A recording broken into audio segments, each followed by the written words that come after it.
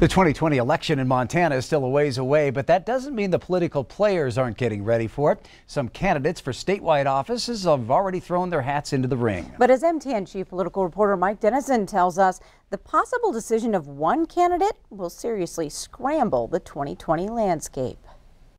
Republican Congressman Greg Gianforte lost the 2016 governor's race to Steve Bullock, but now Gianforte is seriously considering running for governor again next year when the seat is open because Bullock is termed out of office.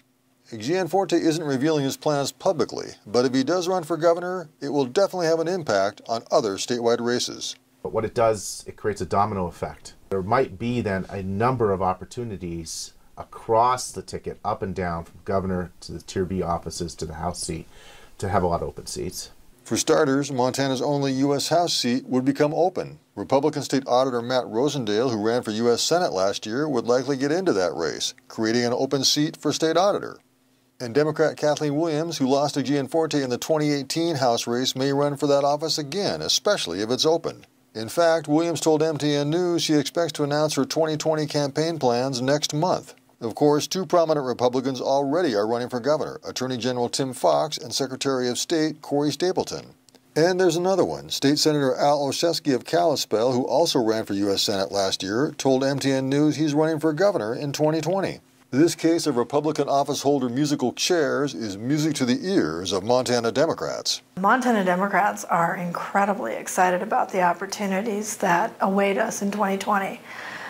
We see all sorts of opportunities to take back statewide offices in Montana. But Democrats have their own challenges when it comes to statewide races in 2020.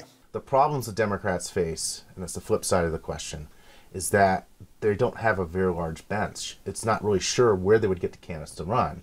A Democratic gubernatorial candidate for 2020 has yet to emerge.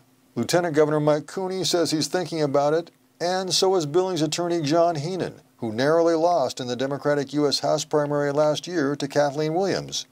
Helena lawyer Jesse Lazlovich, who has run for Attorney General and State Auditor, is mulling the opportunities as well. Democrats also have yet to identify a 2020 candidate to challenge the biggest Montana Republican of them all, U.S. Senator Steve Daines. Governor Bullock, the obvious choice, so far has taken himself out of this race, saying he's not interested and is nosing around a presidential run. The only other Democrat who's told MTN he's thinking about the U.S. Senate race is Helena Mayor Wilmot Collins. So yes, it's early, but I think we can say that 2020 is already shaping out to be one crazy political year in Big Sky Country. Reporting from Helena, Mike Dennison, MTN News. Thanks, Mike. And you can see Mike's more complete rundown of the 2020 races on our website, ktvq.com.